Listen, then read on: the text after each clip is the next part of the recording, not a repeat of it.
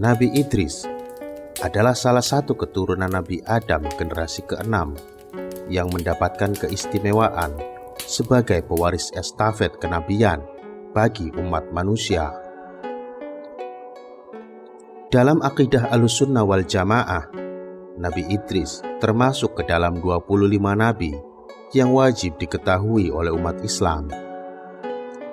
Beliau dikenal sebagai nabi yang ahli dalam bidang politik dan beberapa keahlian lain yang tidak dimiliki oleh orang pada zaman itu, sehingga hal itu bisa dikategorikan sebagai mukjizat. Ada beberapa mukjizat Nabi Idris yang dapat kami telusuri, yaitu 1. Nabi Idris adalah manusia pertama yang pandai baca tulis dengan pena. Yang kedua, Nabi Idris diberi macam-macam pengetahuan, mulai dari merawat kuda, ilmu perbintangan atau falakiyah, hingga ilmu berhitung yang sekarang dikenal dengan matematika. Nama Idris berasal dari kata darasa yang artinya belajar. Nabi Idris pun dikenal sangat senang belajar dan tekun mengkaji fenomena alam semesta. Nabi Idris adalah orang pertama yang pandai memotong dan menjahit pakaiannya. Mukjizat selanjutnya, orang-orang sebelumnya konon hanya mengenakan kulit binatang sebagai penutup aurat. Nabi Idris mampu untuk mendesain dan memotong serta menjahit pakaian. Yang keempat, Nabi Idris mendapat gelar sebagai Asadul Usud, yang artinya singa, dari berbagai macam singa. Karena beliau tidak pernah putus asa ketika menjalankan tugasnya sebagai seorang nabi. Beliau tidak pernah takut menghadapi umatnya yang kafir. Namun beliau tidak pernah sombong. Selain itu, beliau juga dikenal memiliki sifat pemaaf.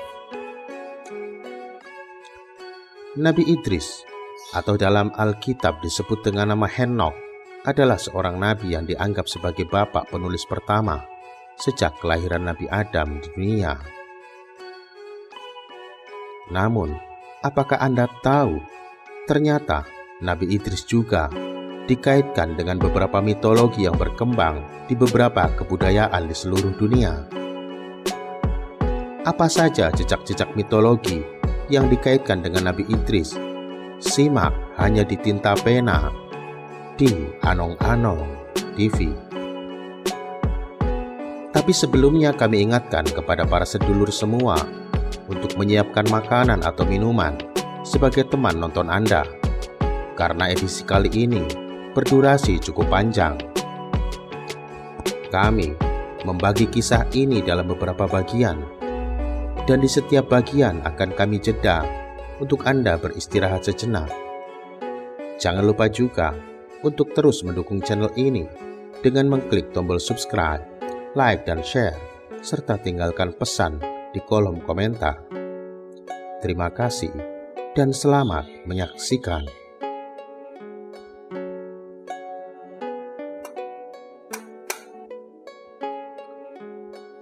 Para sedulur, kita mulai untuk bagian pertama, yaitu Nabi Idris yang dikaitkan dengan tokoh dewa dalam mitologi Yunani yang bernama Hermes.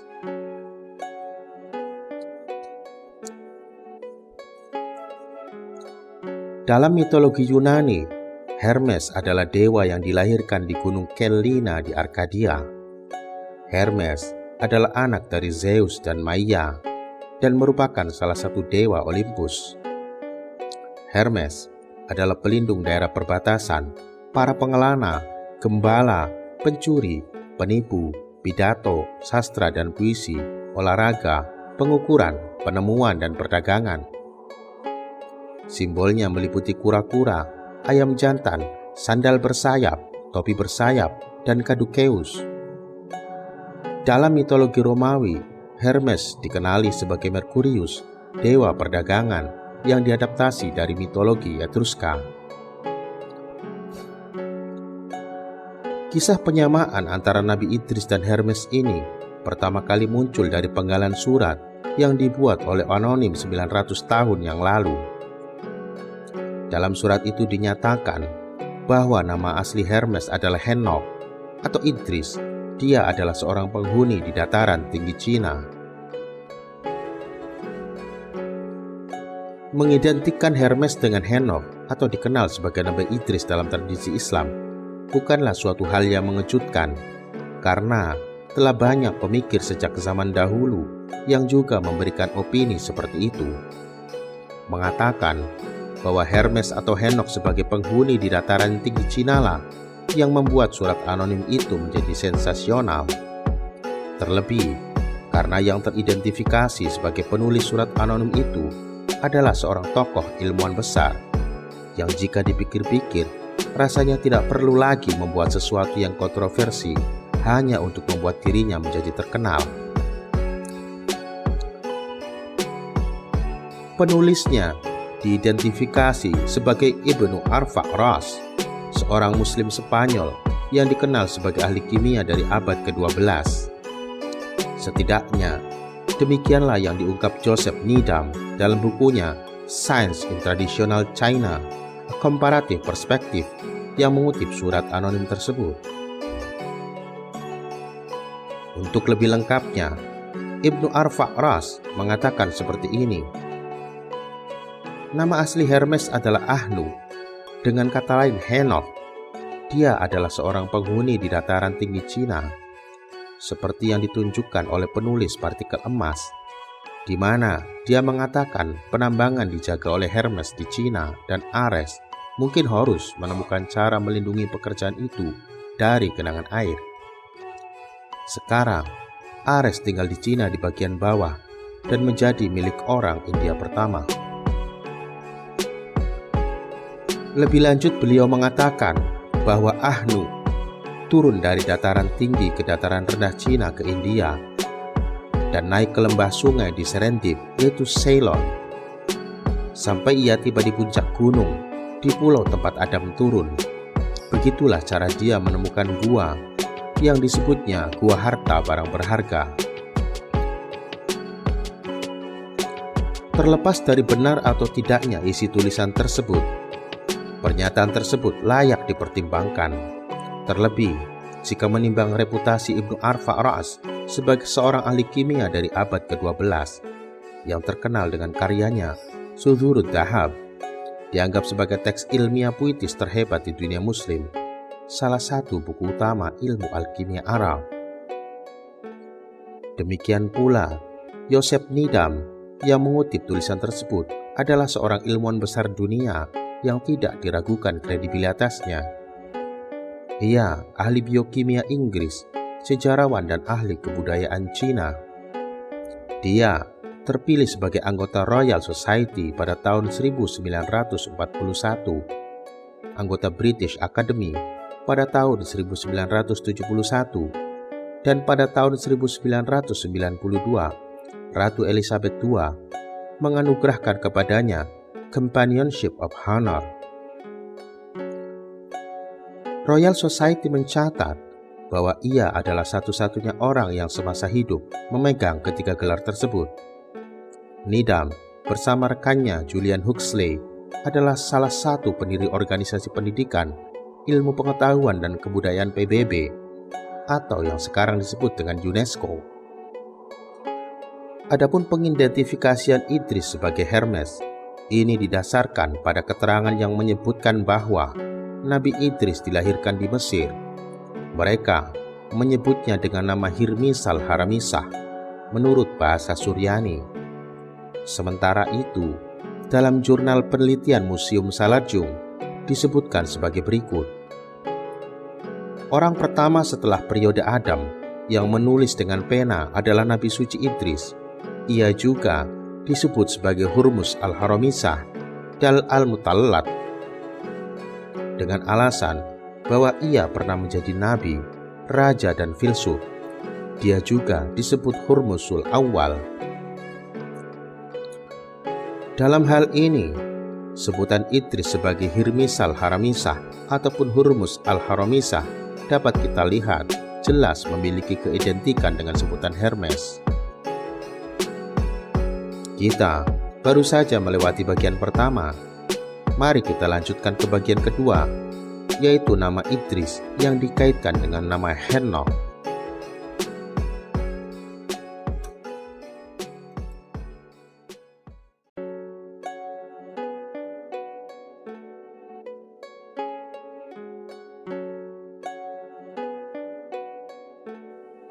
Mengenai Henokh sendiri, tradisi Islam dapat dikatakan dengan suara bulat mengidentifikasinya sebagai Nabi Idris.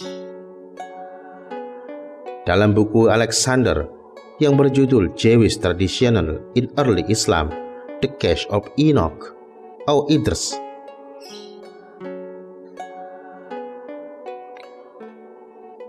berikut ini beberapa komentar tentang Idris. Al-Baydawi mengatakan, Nabi Idris berasal dari keturunan Set dan nenek moyang Nuh, dan namanya adalah Nuh atau Henokh. Ia disebut Idris dari kata dars yang artinya mengajar, karena pengetahuannya tentang misteri ilahi dan 30 bagian tulisan suci Allah yang diungkapkan kepadanya. Ia adalah orang pertama yang belajar menulis, dan ia adalah penemu ilmu astronomi dan aritmatika. Dalam kitab Tarikh At-Tabari disebutkan bahwasanya Hud melahirkan Akhnuk yaitu Idris, dan Allah mengangkatnya sebagai nabi. Saat itu Nabi Adam telah berusia 622 tahun. Idris disebutkan menerima 30 suhuf. Kamalan berkata dalam buku Rawdatul Ahbab, Ibnu Jarir menceritakan bahwa Idris adalah teman istimewa dari salah satu malaikat surga, dan bahwa malaikat ini membawanya ke surga. Dan ketika mereka tiba di surga keempat, mereka bertemu malaikat maut. Malaikat itu bertanya kepada malaikat maut, berapa tahun lagi sisa hidup Idris? Dan malaikat maut berkata, di mana Idris? Karena aku telah menerima perintah untuk membawa kematian kepadanya. Idris kemudian tetap di surga keempat, dan dia mati di sayap teman malaikatnya yang telah membawanya dari bumi. Hal senada disampaikan pula oleh Ibnu Abi Hatim dalam tafsirnya, yang meriwayatkan bahwa Nabi Idris wafat saat beliau sedang berada di langit keempat, ditemani oleh seorang malaikat. Abul Faraj, yang dalam bahasa Latin disebut Abul Paragius, seorang uskup Syria, filsuf, penyair, tata bahasa, tabib, komentator Alkitab, sejarawan dan teolog, mengatakan dalam bukunya Tahrik Mukhtasar Ad-Dual bahwa Henokh atau Hanukh adalah identik dengan Hermes Trismegistus, yang oleh sementara orang Arab menyebutnya Idris.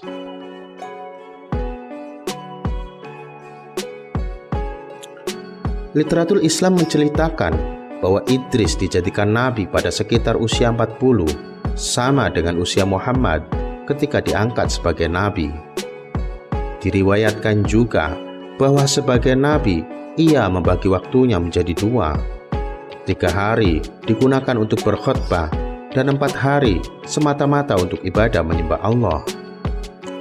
Banyak komentator awal memuji Idris karena memiliki kebijaksanaan dan pengetahuan yang luar biasa. Eksegesis menunjukkan bahwa Idris adalah di antara orang pertama yang menggunakan pena, serta menjadi salah satu dari orang pertama yang mengamati pergerakan bintang-bintang dan menetapkan bobot dan ukuran ilmiah. Atribut-atribut ini dapat dilihat konsisten dengan identifikasi Henokh dengan Idris, Hermes ataupun Thoth. Ibnu Arabi menggambarkan Idris sebagai nabi para filsuf. Ibnu Ishaq meriwayatkan bahwa ia adalah orang pertama yang menulis dengan pena, dan bahwa ia dilahirkan ketika Adam masih memiliki 308 tahun untuk hidup. Semasa hidupnya, Nabi Idris dikatakan mendapat 30 bagian dari tulisan suci, yang dalam tradisi Islam disebut 30 suhuf untuk Idris. Selamat, Anda telah melewati bagian kedua. Mari kita lanjutkan ke bagian ketiga, mengenai penyebutan Nabi Idris yang terdapat dalam Al-Quran.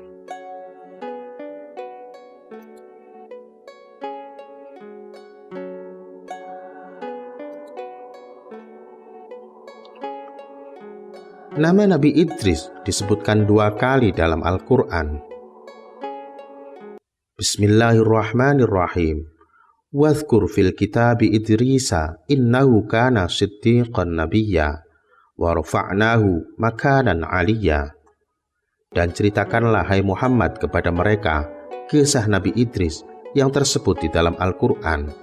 Sesungguhnya ia adalah seorang yang sangat membenarkan dan seorang nabi, dan kami telah mengangkatnya ke martabat yang tinggi. Al-Quran Surat Maryam ayat 56 dan 57. Dan dalam surat lain disebutkan, wa Ismaila wa Idrisa wa dzal kifli kullum minas sabirin wa adkhalnahum fi rahmatina innahum minas salihin. Dan ingatlah kisah Ismail, Idris dan Dzulkifli, semua mereka termasuk orang-orang yang sabar. Kami telah memasukkan mereka ke dalam rahmat kami. Sesungguhnya mereka termasuk orang-orang yang soleh. Al-Quran Surat Al-Anbiya ayat 85 dan 86. Mari masuk ke bagian keempat, yaitu Nabi Idris yang teridentifikasi dalam tradisi agama Hindu.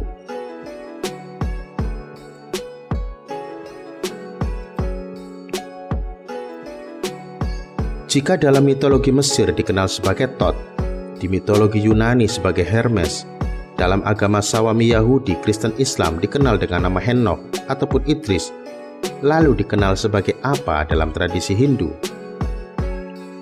Jika mengamati menurut atributnya, maka besar kemungkinan dalam tradisi Hindu ia dipersonifikasi sebagai Varuna.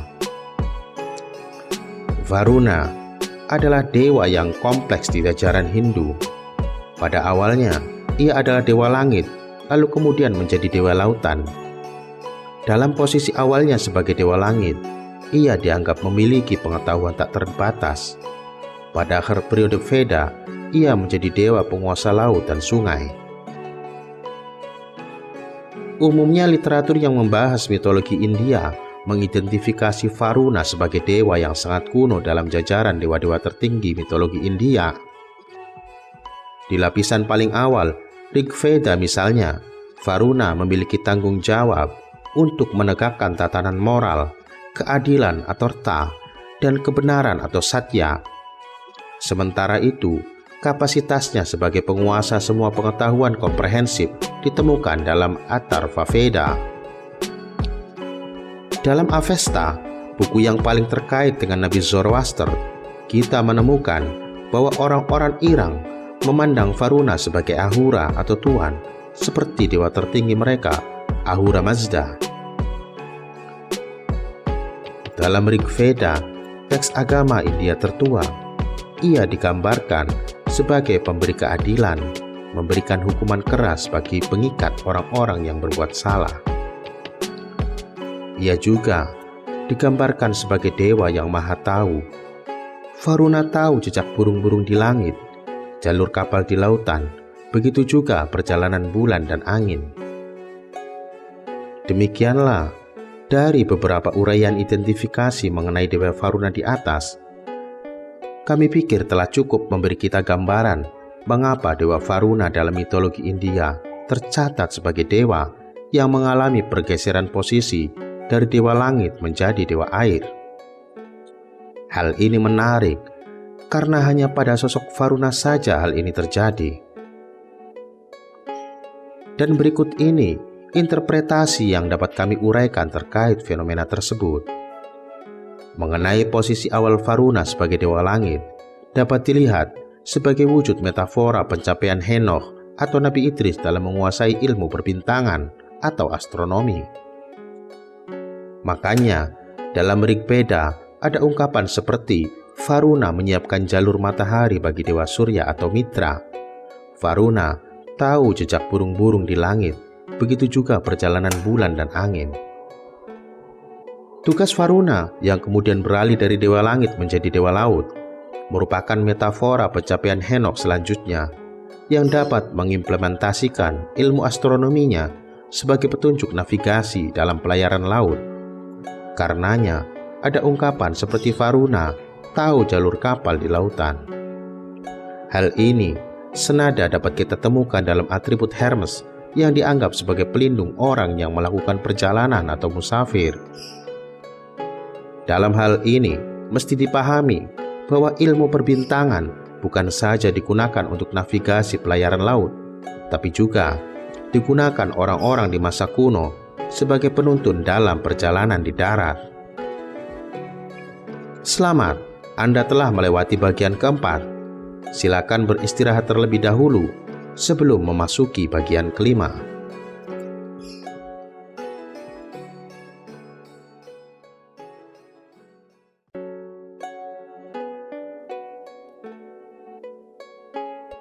Di bagian kelima ini, kami akan membahas identifikasi Nabi Idris pada tradisi Cina.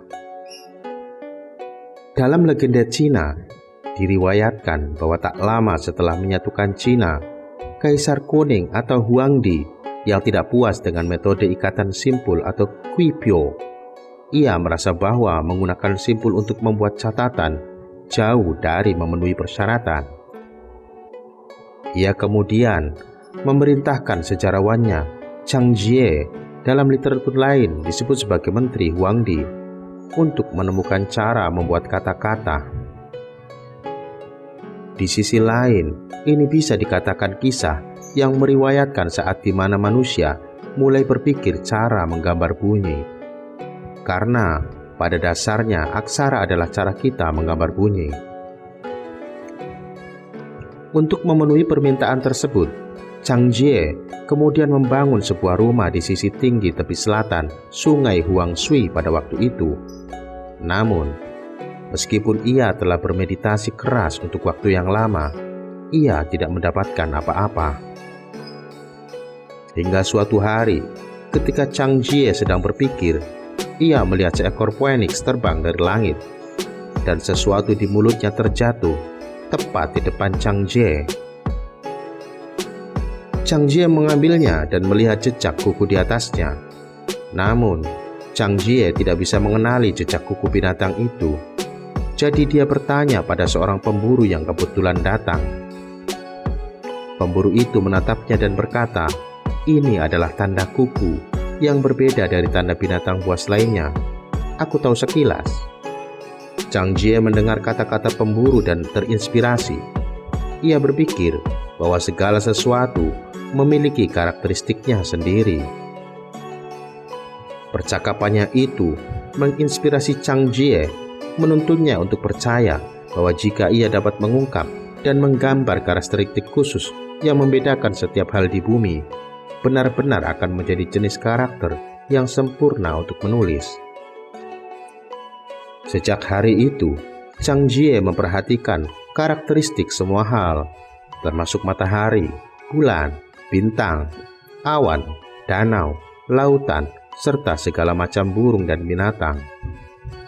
Dia mulai membuat karakter sesuai dengan karakteristik khusus yang dia temukan. Pada akhirnya, ia berhasil menyusun daftar panjang berbagai karakter. Pada saat Chang Jie telah selesai menyusun daftar aksara tersebut, mitosnya mengatakan para dewa dan hantu menangis dikarenakan dengan aksara itu rahasia alam semesta dapat terbongkar. Disebutkan juga bahwa pada saat itu langit menghujangi dengan millet atau biji-bijian sejenis padi. Hal ini nampaknya yang kemudian menginspirasi tradisi kuno di Asia Tenggara hingga India, yakni prosesi adat siraman beras yang dilakukan saat sesi penyambutan atau pemberian restu pada seseorang. Legenda juga mengatakan bahwa Chang Jie memiliki 4 mata yang mampu menembus hingga ke kedalaman misteri terbesar sekalipun untuk memahami kebenaran. Karena kemampuan luar biasa ini, ia dipercaya sebagai penjelmaan kebijaksanaan. Demikianlah dari kisah legenda ini dapat diduga bahwa ada kemungkinan personifikasi Henok atau Idris dalam mitologi Cina kita temukan dalam sosok Chang Jie. Dugaan ini terutama didasarkan pada pertimbangan Chang Jie disebut sebagai penemu huruf atau sosok yang mampu menembus ke kedalaman misteri terbesar untuk memahami kebenaran serta penjelmaan kebijaksanaan, yang mana semua itu kita ketahui juga merupakan atribut yang melegenda pada sosok Thoth, Hermes, Varuna, Henoch ataupun Idris. Kita melenceng sejenak pada gelar yang diberikan kepada Hermes, yaitu penyebutan Hermes Trismegistus, yang jika diartikan bermakna 3 kali Hermes terhebat. Trismegistus atau 3 kali terhebat adalah perkawinan bentuk superlatif yang berulang, yang dianggap merupakan gaya Mesir. Contoh misalnya ketika menyebut nama Megas, yang berarti hebat. Pada akhir abad ke-3 Masehi, superlatif ini diterjemahkan ke dalam bahasa Yunani dengan merujuk tepat ke Hermes, membentuk superlatif yang diucapkan 3 kali. Seperti yang dikutip dalam bukunya Anthony Pfeiffer yang berjudul Eternal Hermes From Greek God to Alchemical Magus. Fulton menegaskan bahwa kemunculan data pertama dari julukan 3 kali besar adalah dalam Legatio of Athenagoras of Athens dan dalam sebuah fragmen dari Philo of Byblos sekitar 64 sampai 141 Masehi. Namun, dalam sebuah karya selanjutnya, Copenhaver melaporkan bahwa julukan itu pertama kali ditemukan dalam notulen rapat Dewan Kultus Ibis yang diadakan pada 172 sebelum Masehi dekat Memphis di Mesir. Hart menjelaskan bahwa julukan itu berasal dari julukan Thoth yang ditemukan di kuil Esna, Thoth the Great. Penyelidikan mengenai kapan masa Hermes Trismegistus di Mesir sejauh ini belum diketahui, tetapi telah ditetapkan pada masa-masa awal dinasti tertua Mesir, jauh sebelum zaman Musa. Dalam perjalanannya kemudian, ada banyak interpretasi mengenai Trismegistus yang muncul dari berbagai kalangan. Kalangan penganut teologi Priska atau kalangan yang percaya bahwa ada satu teologi sejati yang mengikat semua agama dari sejak masa kuno diberikan oleh Allah kepada manusia dan melewati serangkaian nabi misalnya, yang menganggap Trismegistus adalah tentang 3 sosok yang terdiri dari Henoch, Nuh, dan Raja Imam Mesir yang dikenal sebagai Hermes Trismegistus dengan predikat sebagai pendeta, filsuf, dan raja terhebat. Ada juga pendapat yang mengatakan bahwa catatan lain tentang bagaimana Hermes Trismegistus menerima julukan ini berasal dari pernyataan Hermes Trismegistus dalam tablet Zamrud, bahwa ia mengetahui 3 bagian dari kebijaksanaan seluruh alam semesta.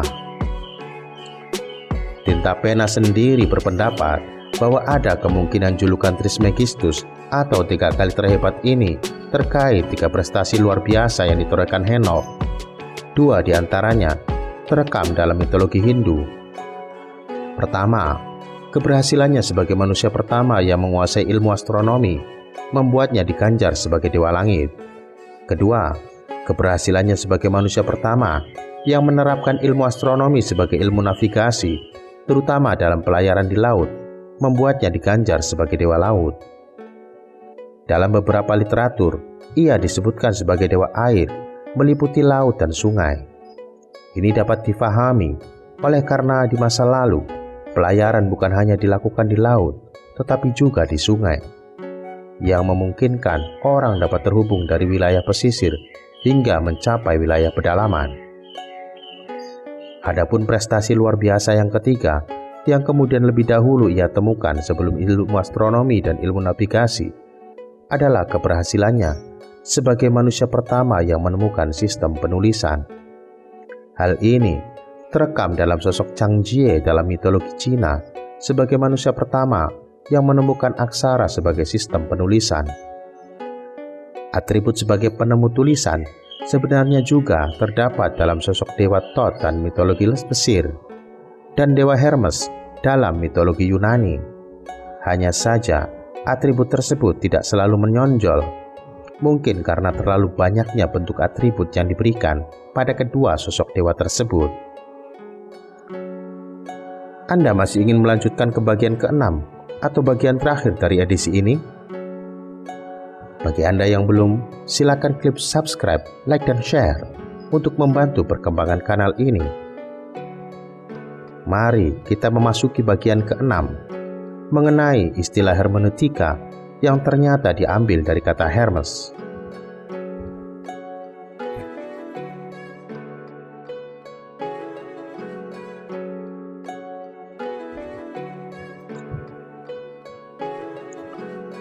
Pada hari ini, kita mengenal istilah hermeneutika, yaitu salah satu jenis filsafat yang mempelajari tentang interpretasi makna yang dianggap diambil dari kata kerja dalam bahasa Yunani, hermenein, yang berarti menerjemahkan, menafsirkan, atau memberi pemahaman. Apapun itu, sangat jelas jika kata tersebut berasal dari nama dewa Hermes. Tapi, fakta ini setidaknya memberi kita gambaran arti sesungguhnya dari nama Hermes, yaitu menerjemahkan, menafsirkan, atau memberi pemahaman. Di sisi lain, hal ini melengkapi pemahaman kita tentang beberapa julukan Henokh seperti Idris yang berasal dari kata Dares yang artinya mengajar, dan nama dewa Thoth yang beberapa kalangan berpendapat jika makna Thoth dapat dilihat pada bentuk kata Thou yang artinya pikiran. Pertanyaannya, mengapa Henokh mendapat julukan dengan makna menerjemahkan, menafsirkan, atau memberi pemahaman? Melihat hal itu, ada kaitannya dengan legenda Cina yang mengatakan bahwa aksara yang diciptakan Chang Jie dapat mengungkap rahasia alam semesta. Hal mana membuat para dewa dan hantu menangis, sementara langit menyambut dan memberi restu dengan menghujani alam dengan biji-bijian sejenis padi. Tapi memang menggunakan aksara Hanzi dalam fungsinya untuk menerjemahkan atau menafsirkan suatu nama bukanlah perkara mudah. Saat ini diketahui jumlah keseluruhan aksara Hanzi diperkirakan ada lebih dari 50.000 karakter. Kamus modern yang dianggap komprehensif jarang akan mencantumkan lebih dari 20.000. Sementara orang Cina yang berpendidikan diperkirakan hanya dapat menggunakan hingga sekitar 8.000 karakter. Di sisi lain, ketika hasil terjemahan suatu nama telah didapatkan, terkadang masalah tidak berakhir di situ, dikarenakan kata yang muncul dari hasil terjemahan tersebut menuntut untuk ditafsirkan lagi. Demikian kisah dari Tinta Pena untuk edisi kali ini. Terima kasih untuk meluangkan waktunya. Sampai jumpa di edisi selanjutnya. Salam Meduluran.